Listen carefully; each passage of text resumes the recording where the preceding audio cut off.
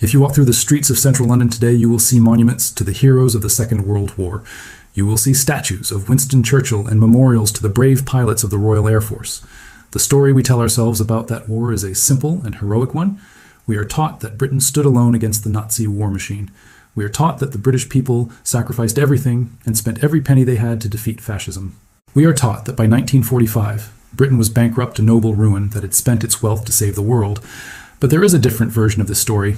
It is a version that you will not find in the school books of Harrow or Eton. It is a version that is remembered with bitterness in the villages of Bengal and the cities of Cairo. In this version of the story, Britain did not go broke fighting the war. Instead, Britain found a way to make someone else pay for it. They ran up a massive tab on a credit card that belonged to their poorest subjects.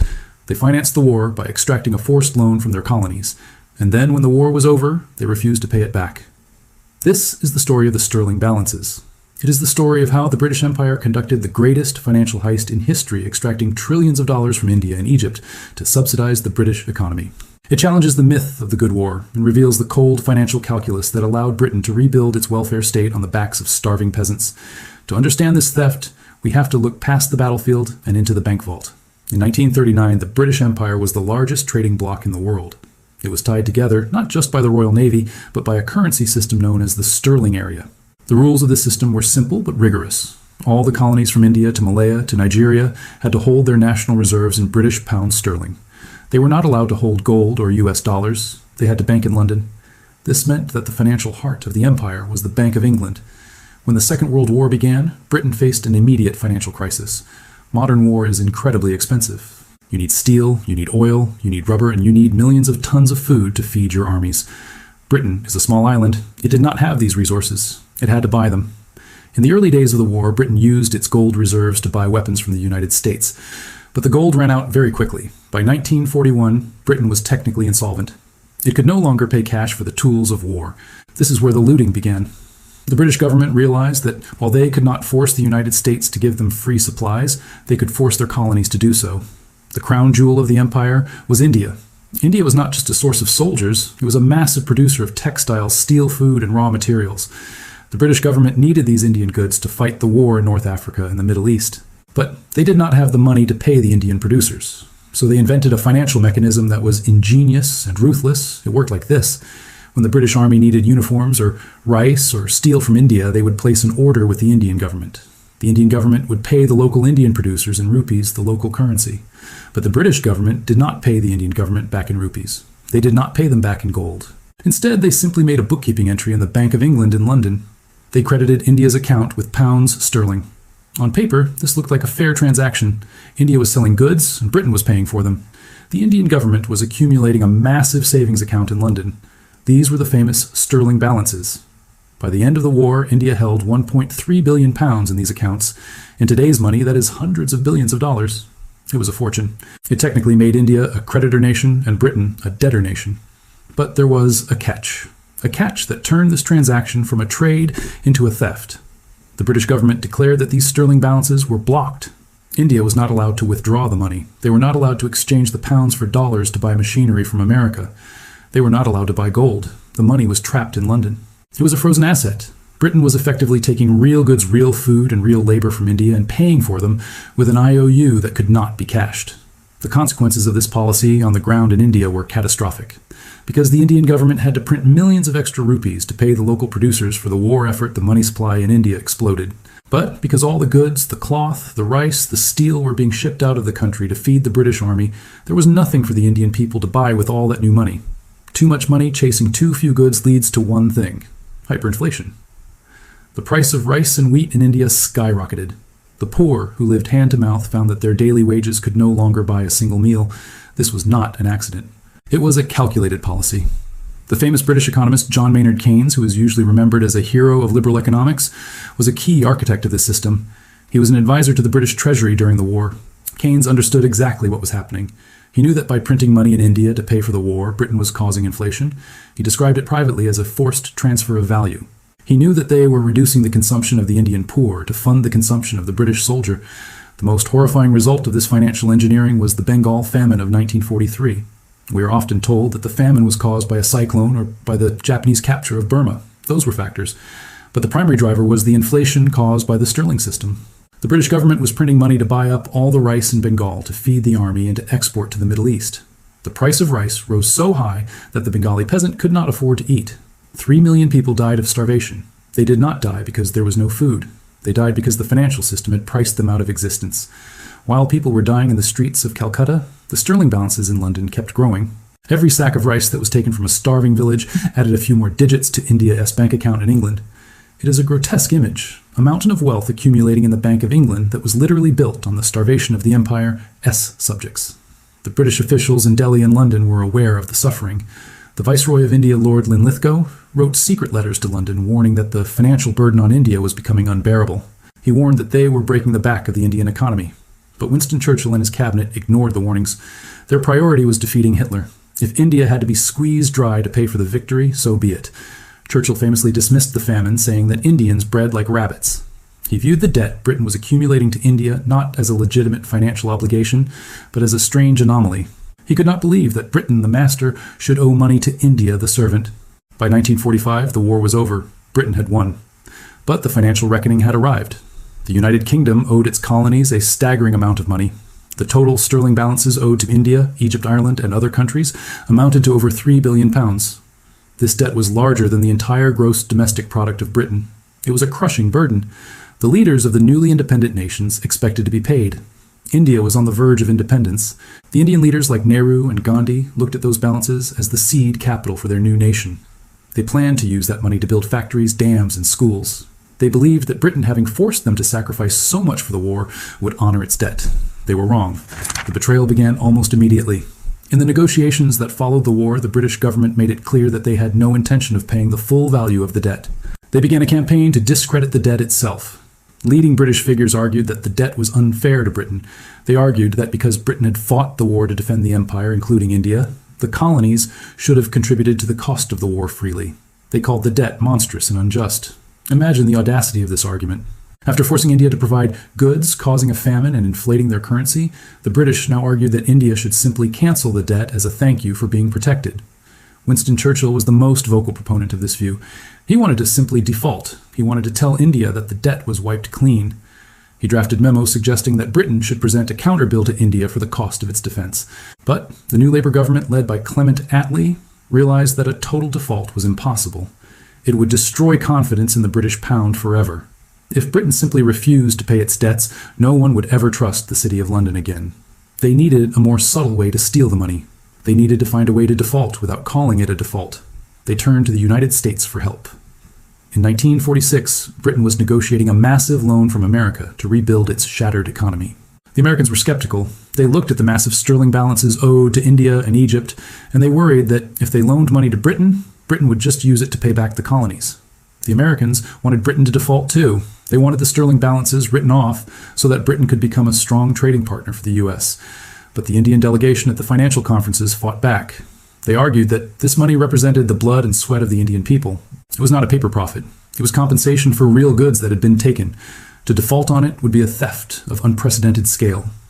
The British Treasury came up with a compromise that was essentially a slow-motion default. They told India that the money would remain blocked. India could not withdraw the principal. Britain would release a tiny trickle of the money each year, just enough to pay for essential imports, but not enough to develop the country. They treated the money not as a debt that was due, but as an allowance that they would grant to their former subjects. This was the state of play as the empire began to dissolve. The money that could have transformed India, that could have prevented the poverty of the post-colonial era, was held hostage in London. The British government used that capital to prop up their own currency. They used it to maintain the value of the pound, so that British consumers could buy cheap imports. They effectively used the savings of the Indian peasant to subsidize the standard of living of the British worker. The Great British Welfare State, the National Health Service, the rebuilding of British housing, all of these noble projects were funded in part by the refusal to pay back the war debt to the colonies. It was a transfer of wealth from the poorest people in the world to one of the richest nations on earth. And this was only the beginning of the sterling trap. The real damage would come in the years that followed as Britain manipulated the value of the currency to wipe out the debt almost entirely. The war was over, and the ticker-tape parades had finished winding through the streets of London, but the financial war was just entering its most ruthless phase. The situation in 1947 was stark. India was finally free. The Union Jack came down over the Red Fort in Delhi, and the new tricolor flag went up. But while India had won its political sovereignty, its financial sovereignty was still locked in a vault in the City of London. The new Indian government, led by Prime Minister Jawaharlal Nehru, faced a terrifying reality. Their country was broken. The partition of India and Pakistan had caused massive displacement and violence. The industry was backward. The agriculture was stagnant. They desperately needed capital to buy machinery to build power plants and to modernize the nation. And they technically had that capital. They owned over £1 billion sterling sitting in the Bank of England. It was their money earned through the starvation and sacrifice of the war years. But when the Indian finance ministers went to London to ask for their cheque, they were met with cold smiles and closed doors. The British government under Clement Attlee had set the trap. They told the Indians that the release of the balances would be strictly controlled. They signed a series of agreements that limited India's access to its own money. India was allowed to withdraw only a tiny fraction of the total sum each year. The excuse given was that the British economy was too fragile to handle a sudden outflow of cash. The British argued that if they paid India back too quickly, the pound would collapse, and that would be bad for everyone, including India. It was a classic abusive relationship dynamic. The victim was told they had to support the abuser for their own good. India had no choice but to agree. The global financial system was rigged in Britain's favor, and India had no other source of hard currency. They were forced to accept the drip feed. But the British Treasury had a darker plan than just delaying payment. They planned to devalue the debt away. They knew that if they could not cancel the debt legally, they could shrink it economically. In 1949, the British government made a sudden and shocking announcement. They devalued the pound sterling against the US dollar by 30%. Overnight, the buying power of the British currency collapsed. For a country like Britain, this was painful but necessary to boost exports. But for India, it was a catastrophe. India's reserves were held in pounds. When the pound lost 30% of its value, India effectively lost 30% of its national savings in a single day. The machinery they wanted to buy from America suddenly became 30% more expensive. The gold they wanted to buy was out of reach. Economists have calculated the scale of this loss. It was an instant vaporization of wealth. By devaluing the currency, Britain effectively wiped out a huge chunk of what they owed to their former colonies without ever having to pay a penny. It was a default by another name, and they did not do it just once.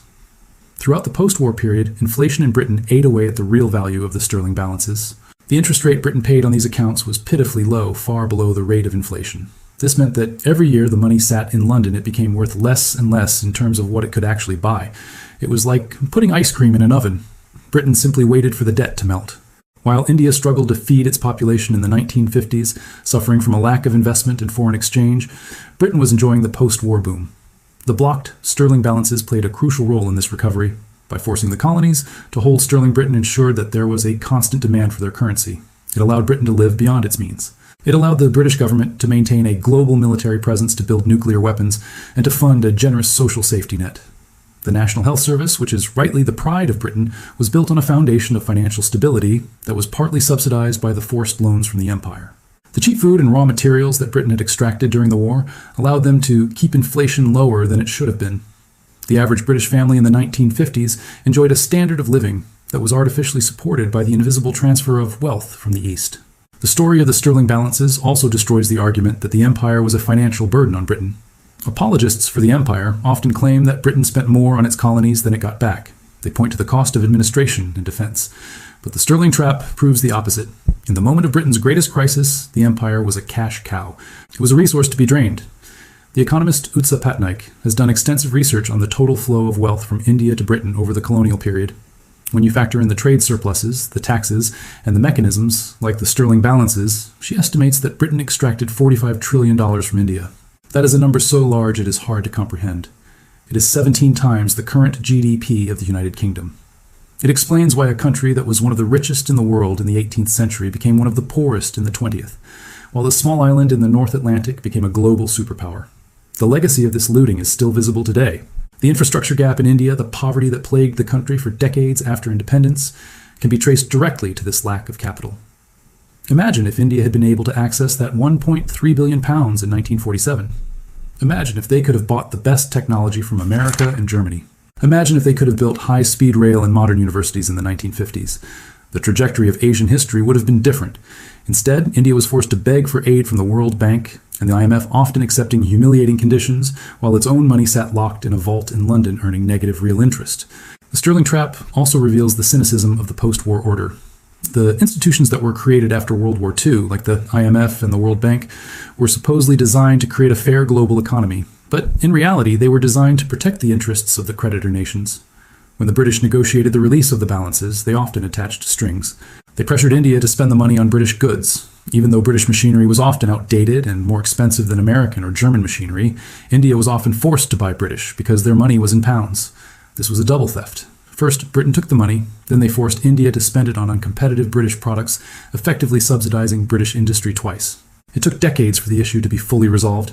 The balances were released so slowly and their value eroded so significantly by inflation and devaluation that by the time India received the final payments, the money was a shadow of its former self. The great transfer of wealth that Nehru had hoped for never happened. The seed capital for the new nation had turned to dust. The British government never apologized for this. They never acknowledged that they had defaulted on their moral and financial obligations. The narrative in Britain remained that they had graciously granted independence to India. The financial reality that they had looted the country on the way out was buried in technical memos and economic journals. Today, when we look at this relationship between the global North and the global South, we often see it through the lens of aid. We see wealthy countries giving charity to poor countries. But the history of the sterling balances reminds us that the flow of money has often gone the other way. The poor subsidized the rich. The starving Bengali peasant subsidized the British soldier. The developing Indian economy subsidized the reconstruction of London. It challenges us to rethink the history of the 20th century. World War II was a fight against tyranny, and it is a good thing that the Allies won. But we must be honest about who paid the bill. The bill was not paid by the British taxpayer alone. It was paid by the subjects of the empire who were forced to lend their labor and their resources to a master who had no intention of paying them back. The sterling trap was one of the most successful financial operations in history. It saved the British economy from collapse. It preserved the value of the pound for a generation. It allowed Britain to retreat from empire without facing immediate bankruptcy. But it was a victory bought with fraud. It was a swindle of imperial proportions. And it serves as a dark lesson in the power of currency. If you control the banking system, if you control the currency, you can steal more wealth with a fountain pen than an army can steal with guns. The British Empire knew this better than anyone. They realized that the ultimate power of empire was not just to rule the land, but to own the debt. And when the time came to settle accounts, they proved that the only thing more dangerous than an enemy is a friend who holds your wallet. I'm John, and this is the Cinematic History Tales channel. Subscribe now to stay ahead of the curve, because when the history books are written, you'll want to be among the few who saw it coming.